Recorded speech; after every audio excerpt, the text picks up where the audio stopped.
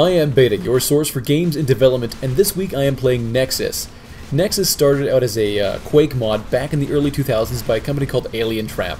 It flew under the radar for a while, had a very loyal community until about 2010, when IllFonic, with help from THQ, said that they would use the CryEngine 3 to create a standalone game of Nexuiz. This created some controversy with the Nexuiz community that I'm going to talk about a little bit later. Just hold your horses. This game, Nexuiz, will be released on Xbox Live Arcade, PlayStation Network, and Steam. The CryEngine 3 makes this game look really nice, and it's almost too much for my computer. I had to lower the settings by quite a bit to get a decent frame rate with fraps, and it still looks nice. I like how it looks. But unfortunately, this also creates a problem with the speed of the gameplay. It's a very fast-paced shooter, and with how good the maps are and how detailed they are, it can be kind of hard to tell at first what's going on. And you can get over this pretty quickly, but it might be a stumbling block for some players. I hope not. But I have a lot of really good memories associated with this type of gameplay, which kind of was popularized by Quake.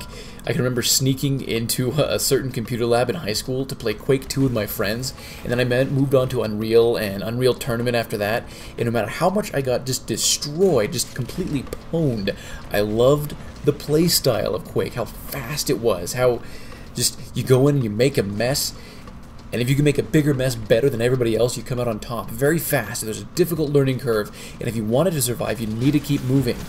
It was really satisfying to be running and jumping at full speed and getting that perfect headshot on a friend just as they were doing the same exact thing.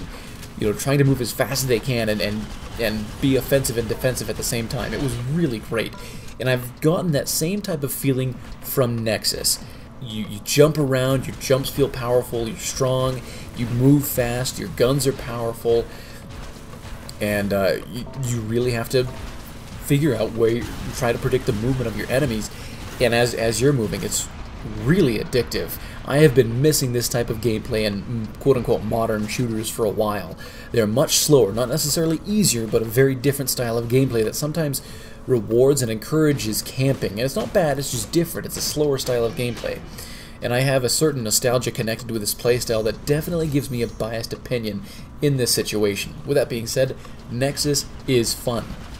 What really sets it apart from other shooters right now, though, besides its gameplay and how fast it is, are the mutators that change a specific element of gameplay. Double jumping, extra speed, bumper cars where you bounce off of other players a lot. Some of these are global, but the real appeal comes from the mutators that you can apply to yourself.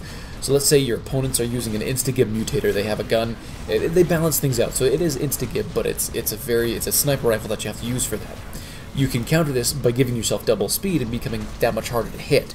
IllFonic says that there are over 100 mutators that can create a very different combat experience from match to match. So over 100 mutators with, let's say, each player using a different mutator at one time, plus the global mutators. It can get really weird, but a lot of fun. By default, though, these mutators are mapped to the arrow keys, and on PC that doesn't really make any sense because you'd have to move your hand to activate them.